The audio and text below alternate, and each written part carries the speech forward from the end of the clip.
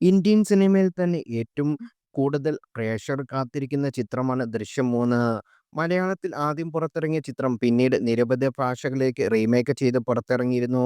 'ദൃശ്യം 3'ക്കായുള്ള കാത്തിരിപ്പിലാണ് ആരാധകർ. ഏപ്രിൽ 2-ന് ചിത്രം പുറത്തിറങ്ങും. ഇപ്പോഴിതാ തിയേറ്റർ ഉടമയുമുള്ള ആർഷിബ സിനിമാസിന്റെ കരാർ പുറത്തു വന്നിരിക്കുകയാണ്.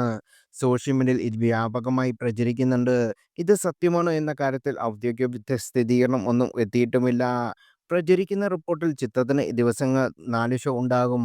ആദ്യ ആഴ്ച വിതരണക്കാരുടെ ഷെയർ 60% ബോക്സ് ഓഫീസ് റവന്യൂ നൽകാൻ തിയേറ്റർ ഉടമകൾ സമ്മതിച്ചു.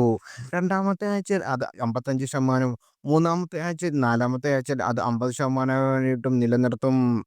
ആളുകളുണ്ടെങ്കിലും ഇല്ലെങ്കിലും കളക്ഷൻ കൂടിയാലും കുറഞ്ഞാലും 4 ആഴ്ചയെങ്കിലും സിനിമ തിയേറ്ററിലോടണം. ഹോൾഡ് ഓവർ, ഹർത്താൽ, ബസ് സമരം തുടങ്ങി എന്തുണ്ടായാലും ഇതിൽ മാറ്റം ഉണ്ടാകാൻ പാടില്ല. ദൃശ്യം 3 പ്രദർശിപ്പിക്കുന്ന തിയേറ്ററിൽ 5,00,000 രൂപയാണ് മുൻകൂറായി നൽകേണ്ടത്. സിനിമയ്ക്ക് കേരളത്തിൽ പുലർച്ചെ ഫാൻ ഷോ ഉണ്ടായേക്കില്ലെന്നും റിപ്പോർട്ടുകളുണ്ട്.